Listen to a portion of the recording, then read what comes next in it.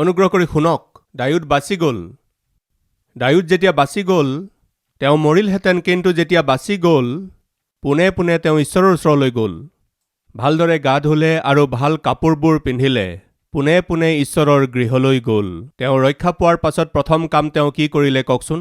ঈশ্বৰৰ উপস্থিতিলৈ গ'ল। আপুনি জীয়াই আছে। আজি টিভিত আৰু চেলফোনত এই বাৰ্তা শুনা ভাই ভনীসকল, আপুনি জীয়াই আছে। ইয়াৰ কাৰণ কি জানেনে? ঈশ্বৰৰ গৃহত আপুনি আহিব কাৰণে। কবৰলৈ লৈ যোৱাৰ সময়ত, পতিত হৈ থকাৰ সময়ত, দ্বিতীয়তে কবৰলৈকে লৈ যোৱাৰ সময়ত। আৰম্ভণিৰ কেইটামান পদ পঢ়িবলৈ লৈছোঁ। ২ ৰাজাৱলীৰ ২০ অধ্যায়, আৰম্ভণিৰ কেইটামান পদ। সেই সময়ত হিজকিয়াৰ সাংঘাতিক নৰিয়া হলত আমোচৰ পুত্ৰ যিশয়া ভাওবাদীয়ে তেওঁৰ ওচৰলৈ আহি ক'লে, জিহুৱাই এই কথা কৈছে, তুমি তোমাৰ ঘৰৰ বিষয়ে দিহা দিয়া, কিয়নো তোমাৰ মৃত্যু হ'ব, তুমি নিজিবা। তেতিয়া তেওঁ দেৱালৰ ফাললৈ মুখ ঘূৰাই জিহুৱাৰ আগত প্ৰাৰ্থনা কৰি ক'লে, হে জিহুৱা, বিনয় কৰোঁ, মই সত্যভাৱে আৰু শুদ্ধ মনেৰে তোমাৰ সাক্ষাতে কেনেকৈ চলি আহিছোঁ আৰু তোমাৰ দৃষ্টিত কেনে সদাচৰণ কৰি আহিছোঁ, তাক তুমি এতিয়া সোঁৱৰণ কৰা। এই বুলি হিজকিয়াই বৰকৈ কান্দিলে। আপোনাক দুখ দিবলৈ মই এই কথাটো সোধা নাই, কিন্তু সত্য জানিবৰ কাৰণেহে মই সুধিছোঁ, আপোনালোকৰ কিমানৰ কৰোণা হৈছিল বাৰু? হাত দেখুৱাওকচোন। য়েছ। প্ৰভু, কৰোণাৰ পৰা বচাওক প্ৰভু। যিমানে এইদৰে প্ৰাৰ্থনা কৰিছিল, হাত দেখুৱাওকচোন। আমাৰ কৰোণাই হওক বা আমি তাৰ পৰা ৰক্ষা পোৱাই হওক, আৰু আজি আমি যদি জীয়াই আছোঁ, আমি কি কৰিব লাগে কওকচোন? আগতে আমি প্ৰাৰ্থনা কৰিছিলোঁ, ৰাতিপুৱা উঠিয়েই কফি খাই ধন্যবাদ ধন্যবাদ ধন্যবাদ, মুখত কফি লৈ, হয়, সোৱাদ পাইছোঁ। য়েছ। ইয়াৰ আগতে পত্নীয়ে কফি খাবলৈ দিলে কিমান যে খৰখেদাকৈ খাইছিল আৰু কমেণ্টছ দিছিল, আৰে ইয়াত ছুগাৰ কম হৈ গ'ল, টেষ্ট ভাল হোৱা নাই। এইদৰে কোৱা ব্যক্তিসকলে এতিয়া সেয়া যেনেকুৱাই নহওক, মুঠতে টেষ্ট থাকিব লাগে। সঁচা হয়নে নহয় বাৰু? মই ক'লো নহয়, প্ৰিয়সকল, শাহু শহুৰে দিয়া দুখবোৰ সহ্য কৰিব নোৱাৰি এজনী বোৱাৰীয়ে বৰ অদ্ভুত আঁচনি কৰিলে। বাছ ইমানেই, শহুৰো গ'ল, শাহুও গ'ল। তেওঁ এদিন এনেকুৱা কৰিলে, চেনি নিদিলে। শহুৰে খালে, টেষ্ট নাপালে। এয়া কি হ'ল, মই টেষ্ট পোৱা নাই যে, এই বুলি ক'লে আৰু হস্পিটাললৈ লৈ গ'ল। হস্পিটাললৈ যোৱাৰ পাছত দুয়োৰে কৰোণা হৈ গ'ল। বৃদ্ধ বয়স হোৱাৰ কাৰণে দুয়ো মৰি গ'ল। আপোনালোক সাধাৰণ নহয়, ভনীসকল, আপোনালোক সাধাৰণ নহয়। প্ৰিয় ভাই ভনীসকল, আজি মুখত টেষ্ট পাইছেনে? জানিব পাৰিছেনে আপুনি জীয়াই আছে? যেতিয়া কৰোণা হৈছিল এইদৰে প্ৰাৰ্থনা কৰিছিল নহয়, প্ৰভু মোক ৰক্ষা কৰক পিতৃ বুলি প্ৰাৰ্থনা কৰিছিল নহয়? কৰোণা যাতে নহয় তাৰ কাৰণে প্ৰাৰ্থনা কৰিছোঁ প্ৰভু, এই কৰোণা মোৰো নহওক, মোৰ পৰিয়ালৰ কাৰো নহওক। প্ৰাৰ্থনা কৰিছিলনে? আজি আমি জীৱিত। তেন্তে কি কৰিব লাগে? কিহৰ কাৰণে আমি জীয়াই আছোঁ? ঈশ্বৰে আমাক কিয় ৰক্ষা কৰিলে? ডায়ুদ মৰিব লগা আছিল প্ৰিয়সকল, কিন্তু ঈশ্বৰে তেওঁক ৰক্ষা কৰিলে। ডায়ুদে কি কৰিলে? তেওঁক যেতিয়া ৰক্ষা কৰা হ'ল, তেওঁ পোনে পোনে ঈশ্বৰৰ গৃহলৈ গ'ল। প্ৰিয়সকল, ঈশ্বৰে তেওঁৰ ওপৰত যেতিয়া কৃপা কৰিলে, তেওঁ পোনে পোনে ঈশ্বৰৰ গৃহলৈ গ'ল। য়েছ, তেওঁ কৰা ভুলৰ কাৰণে পুতেক মৰি গ'ল। ঘৰত পুতেকৰ মৃত্যু হৈ গ'ল। ডায়ুদে দুখ নকৰিলে। আমি কি কৰোঁ? প্ৰাৰ্থনা কৰিলোঁ, কিন্তু মোৰ ল'ৰাটো মাৰি দিলে। প্ৰাৰ্থনা কৰোঁতেও মোৰ ছোৱালীজনী মৰি গ'ল। প্ৰাৰ্থনা কৰোঁতেও মোৰ পত্নী মৰি গ'ল। প্ৰাৰ্থনা কৰোঁতেও মোৰ স্বামী মৰি গ'ল। আপুনি কেনেকুৱা ঈশ্বৰ? এই বুলি কোৱা লোক আমাৰ মাজত কোনোবা আছে নেকি? কৰোণাৰ কাৰণেই হওক বা অন্য কোনো কাৰণত হ'ব পাৰে। আপোনাৰ পৰিয়ালত কাৰোবাৰ মৃত্যু হ'ল নেকি বাৰু? অনুগ্ৰহ কৰি ঈশ্বৰক খং নকৰিব। আপুনি এতিয়াও জীৱিত। এয়া ঈশ্বৰৰ অনুগ্ৰহ। ডায়ুদৰ পুতেক মৰি গ'ল। খং কৰিলে জানো? ক্ৰোধ কৰিলে জানো? তেন্তে কি কৰিলে? মৃত্যুৰ পাছত আপোনাৰ পুত্ৰ মৰি গ'ল। এই কথা শুনাৰ পাছত ডায়ুদক ক্ষমা কৰা হ'ল। এই কথা জনাৰ পাছত তেওঁ কি কৰিলে জানেনে? পোনে পোনে ঈশ্বৰৰ ওচৰলৈ গ'ল, ঈশ্বৰৰ গৃহলৈ গ'ল। তেওঁ আঁঠু ল'লে, নিজৰ মনোবাঞ্ছা পূৰ কৰিলে, পোনে পোনে ঘৰলৈ আহি জীৱনটো নতুনকৈ আৰম্ভ কৰিলে। শুনক প্ৰিয় ভাই ভনীসকল, আজি আমি জীয়াই আছোনে? সুস্থ সবল হৈ আছোনে বাৰু? তেন্তে ঈশ্বৰক, ঈশ্বৰৰ সান্নিধ্যক নাপাহৰিব, কুঅভ্যাসত নপৰিব। কেৱল চেলফোনত, কেৱল টিভিত বাক্য শুনি ইমানেই যথেষ্ট এই বুলি ভবাটো ঈশ্বৰৰ ইচ্ছা নহয়। আপুনি ঈশ্বৰৰ উপস্থিতিলৈ অহাটো, ঈশ্বৰৰ উপস্থিতিত দেখা দিয়াটো, এয়াহে ঈশ্বৰৰ ইচ্ছা। ঈশ্বৰৰ উপস্থিতিত দেখা নিদিয়াকৈ পৰিয়াল হিচাপে আমি ঈশ্বৰৰ উপস্থিতিলৈ নহাকৈ থাকিব নালাগে। প্ৰিয়সকল, এটা কথা, আপুনি নিজৰ দেউতাৰ সৈতে ফোনত কথা পাতেনে? কথা পাতে। আপোনাৰ মাৰ সৈতে ফোনত কথা পাতেনে? পাতে। ফোনত কথা পাতো, ভিডিঅ' কলো কৰোঁ, এই বুলি আপুনি কয়, ঠিক আছে। তেওঁলোকৰ জন্মদিনেই হওক বা কিবা শুভ কাৰ্য হওক, তেওঁলোকে কি আশা কৰে? বোপা, এবাৰ ভিডিঅ' কল কৰাচোন বোপা, এই বুলি কয়, নহ'লে এবাৰ আহা বোপা, চাব বিচাৰিছোঁ। এয়া কি দেউতা, ভিডিঅ' কলততো দেখা পাইছোৱেই নহয়, এই বুলি যদি কয়, তেন্তে তাতকৈ বেছি মূৰ্খ কোনো নাই। মুখামুখিকৈ লগ পোৱাটো বেলেগ, চেলফোনত দেখাটো বেলেগ। চেলফোনত আৰু ঘৰত টিভিত উপাসনাত ভাগ লোৱাটো বেলেগ কথা। ঈশ্বৰৰ গৃহলৈ আহি তেওঁৰ উপস্থিতিত সকলোৰে সৈতে মিলি উপাসনা কৰাটো বেলেগ। প্ৰিয়সকল, যেতিয়া যিচয়াই মৰি যাবা, এই বুলি যেতিয়া যিচয়াই আহি ক'লে, তেতিয়া হিজকিয়াই কান্দি ক'লে, পিতৃ, প্ৰস্তুত নহয় পিতৃ, মোক নামাতিব, এই বুলি কান্দিলে। সেই প্ৰাৰ্থনাটো ঈশ্বৰে শুনি, ঠিক আছে, তুমি জীয়াই থাকিব বিচাৰিছা, তেন্তে তোমাৰ আয়ুসক মই 15 বছৰ বৃদ্ধি কৰিছোঁ, ক'লে। ৰাইট ফ্ৰেণ্ডছ, আপোনালোকৰ কাৰোবাৰ কিবা বেমাৰ হ'লে, কিবা ৰোগ হ'লে, প্ৰভু মোক ৰক্ষা কৰক, এই বুলি কেতিয়াবা প্ৰাৰ্থনা কৰিছে নেকি? কৰিছিল যদি হাত দেখুৱাওকচোন। কোনোবা আছেনে? যিকোনো সময়ত বেমাৰত পৰি প্ৰাৰ্থনা কৰোঁতে ৰাইট, ঈশ্বৰে কৃপা কৰিলেনে নাই? হেল্ল', কৃপা কৰিলে কাৰণে আপুনি ইয়াত আছে, নহ'লে তাত থাকিলেহেঁতেন। ক'ত? নহয় জানো? ঈশ্বৰে কৃপা কৰিলে কাৰণেহে আমি জীয়াই আছোঁ। আজি আমি কিয় জীয়াই আছোঁ? আজি কিয় আমি জীৱিত আছোঁ? ঈশ্বৰে কৈছে, তুমি প্ৰাৰ্থনা কৰিলা, তোমাৰ চকুপানীবোৰ মই দেখিলোঁ, মই তোমাৰ আয়ুস বৃদ্ধি কৰিলোঁ, তোমাক সুস্থ কৰিছোঁ। কিন্তু মোৰ ইচ্ছা কি জানেনে? ঈশ্বৰে কৈছে, 5 আৰু 6 নম্বৰ পদ, তুমি উভতি গৈ মোৰ প্ৰজাবিলাকৰ অধিপতি হিজকিয়াক কোৱা, তোমাৰ ওপৰ পিতৃ দায়ুদৰ ঈশ্বৰ জিহুৱাই এই কথা কৈছে, মই তোমাৰ প্ৰাৰ্থনা শুনিলোঁ আৰু তোমাৰ চকুলোত মোৰ দৃষ্টি পৰিল।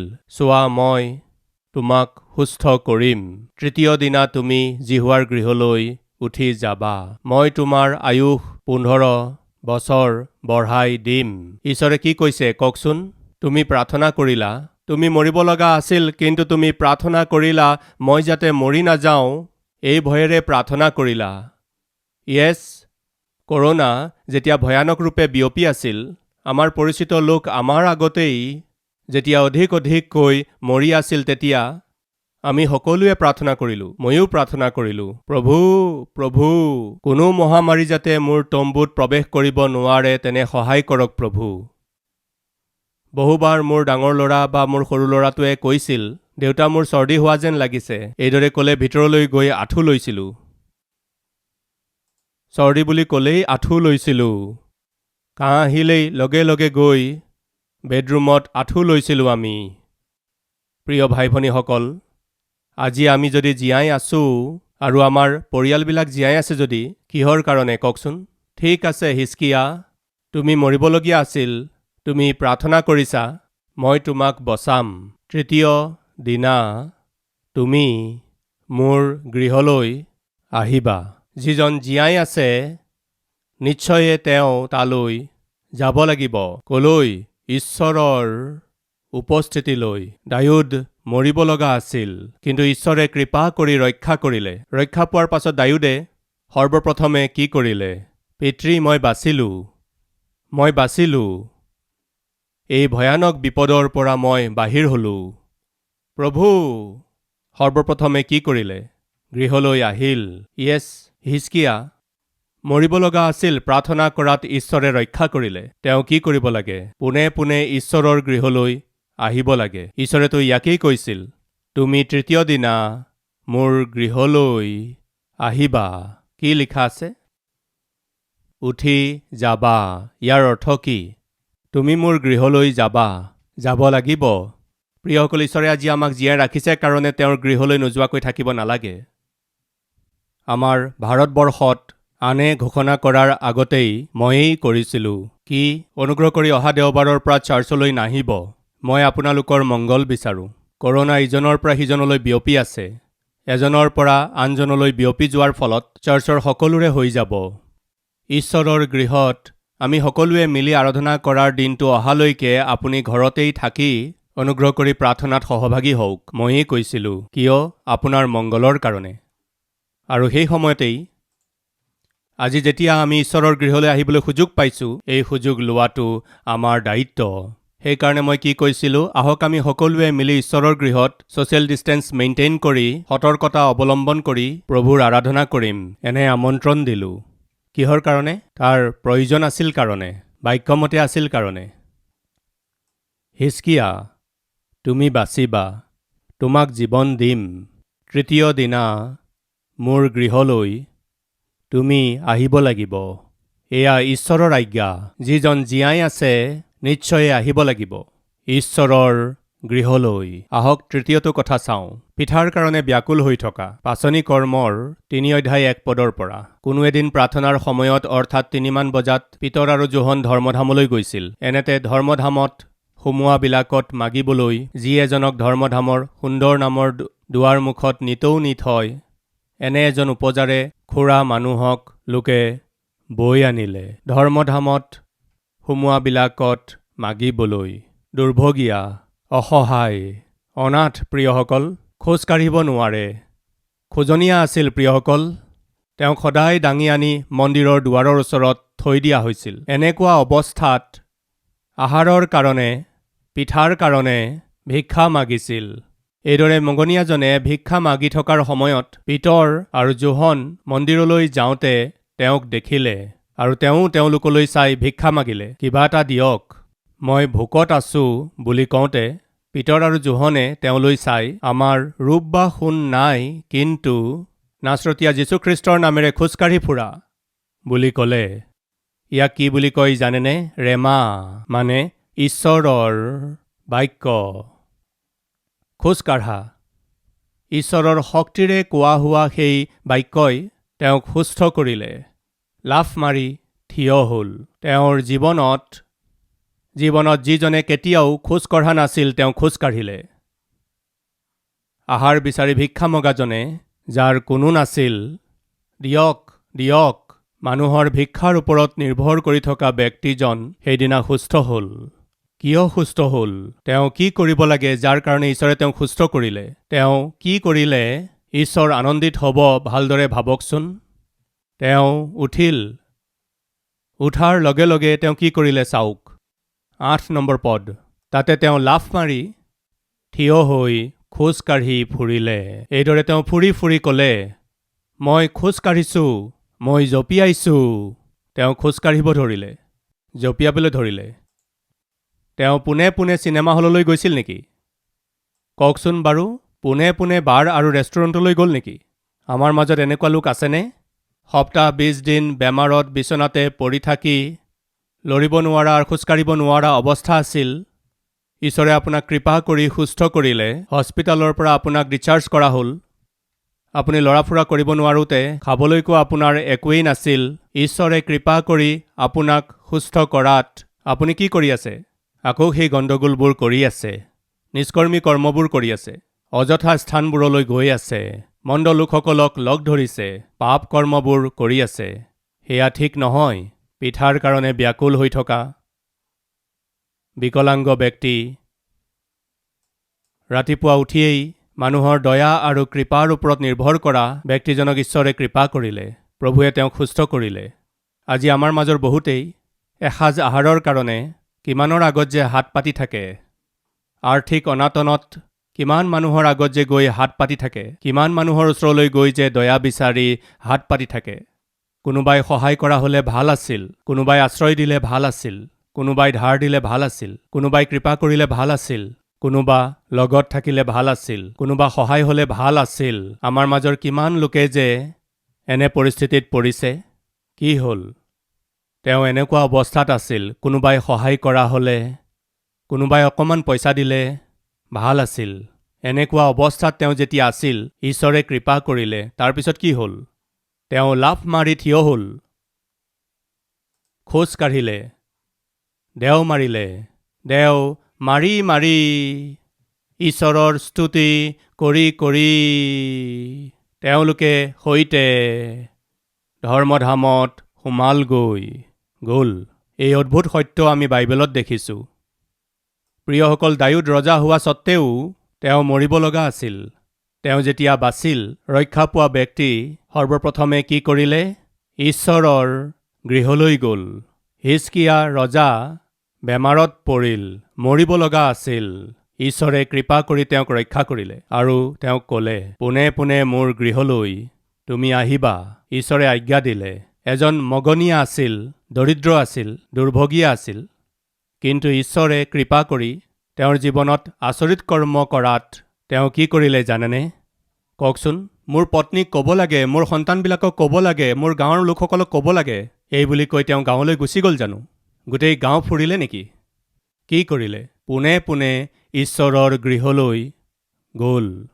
প্ৰিয়সকল, প্ৰভুৱে যদি আপোনাক ৰক্ষা কৰিলে, প্ৰভুৱে আপোনাক যদি সুস্থ কৰিলে, আপুনি জানেনে কিয় কৰিলে? যাতে আপুনি তেওঁৰ গৃহলৈ আহে। সেইকাৰণে প্ৰভুৰ আৰাধনা কৰিব, সেইকাৰণে প্ৰভুৰ সেৱা কৰিব, সেইকাৰণে প্ৰভুৰ সাক্ষ্য হৈ জীয়াই থাকিব, সেইকাৰণে প্ৰভুৱে আজি আপোনাক জীৱন দিলে।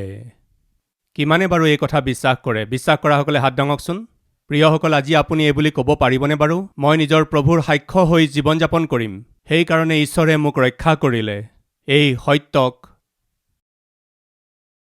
জনাৰ পিছত মই সদায় ঈশ্বৰৰ উপস্থিতিতেই থাকিম, এই বুলি কথা দিয়া লোক কোনোবা আছে যদি আহক আমি একেলগে প্ৰাৰ্থনা কৰোঁ।